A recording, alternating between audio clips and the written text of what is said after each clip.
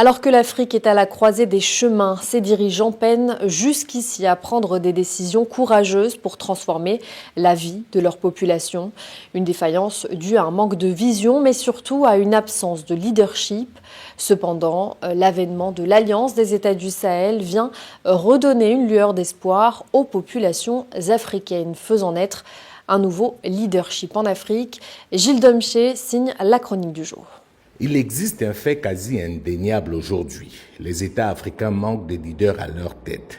Dans la plupart des cas, nous avons des chefs d'État, des dirigeants, mais pas de leaders. Car un leader n'est pas seulement celui qui commande ou qui dirige, mais bel et bien celui qui a une vision et qui arrive à la partager avec ses concitoyens.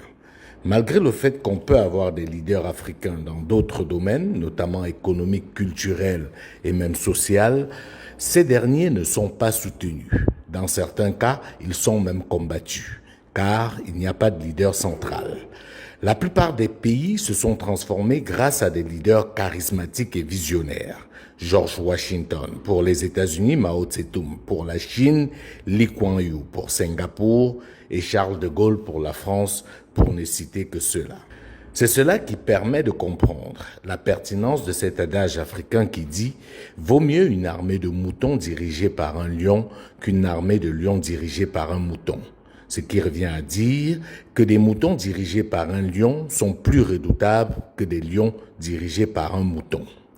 Ceci dit, l'espoir est à nouveau permis pour l'Afrique, car des nouveaux leaders émergent à la tête de certains de nos États. C'est le cas notamment d'Abdourahmane Tiani qui s'illustre de plus en plus par son courage et son leadership à la tête du Niger. Ce type de déclaration de la part d'un dirigeant africain était devenu impossible depuis au moins Thomas Sankara. Les dirigeants africains étaient passés maîtres dans la langue de bois. Mais ça, visiblement, c'était avant. Aujourd'hui, les dirigeants de l'AES démontrent qu'ils n'ont pas peur. Le courage d'Abdourahmane Tiani est à saluer, car il est pleinement conscient des risques qu'il prend en faisant une telle sortie, en s'attaquant aussi frontalement et sans ménagement à des grandes puissances impérialistes. Il sait pertinemment que ceux qui ont osé cela avant lui ont purement et simplement été assassinés.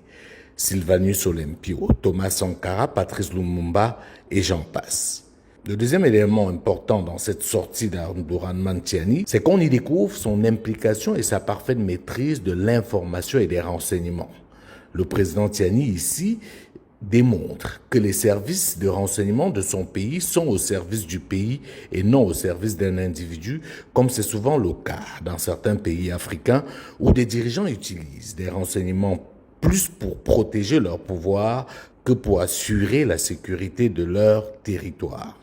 En définitive, cette sortie historique de Tiani doit avoir une suite. Déjà au niveau médiatique, les médias africains et panafricains doivent lui donner plus d'écho. Il faut que ce message atteigne le maximum d'Africains.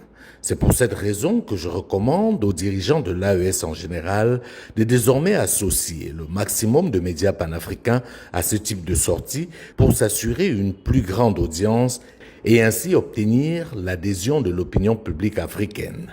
L'une des raisons de notre retard est l'ignorance des enjeux par la grande majorité d'entre nous. Il faut donc travailler à éveiller les consciences en leur mettant à disposition des informations de cette envergure. Au-delà de cela, cette interview est une interpellation à la population nigérienne en particulier et à la population africaine en général. Chacun doit se l'approprier et en faire une affaire personnelle. Car sans sacrifice individuel, il n'y a point de liberté pour tous. Si tous les Africains décident de faire pareil qu'Abdourahmane Tiani, Ibrahim Traoré, Assimi Goïta et les autres, la victoire est assurée. Nous devons intégrer qu'un leader seul est fragile et vulnérable, mais un leader qui peut compter sur son peuple est invincible. Il devient donc indispensable que chacun fasse sa part. Le dernier niveau d'interpellation, c'est celui des forces de défense et de sécurité. Ils doivent comprendre qu'ils sont au service d'une vision, d'un idéal, d'une action et non au service d'un clan ou d'un individu. Ils sont au service du peuple et leur intervention dans le champ politique n'est pertinente que dans ce cadre-là. Leur force de feu ne doit pas servir à obtenir des positions de rente, mais à garantir l'équité, la justice, la liberté, la souveraineté et le progrès pour leur pays. Aujourd'hui, en Afrique, une nouvelle voie est ouverte. Des nouveaux leaders émergent, à chacun donc de jouer sa partition.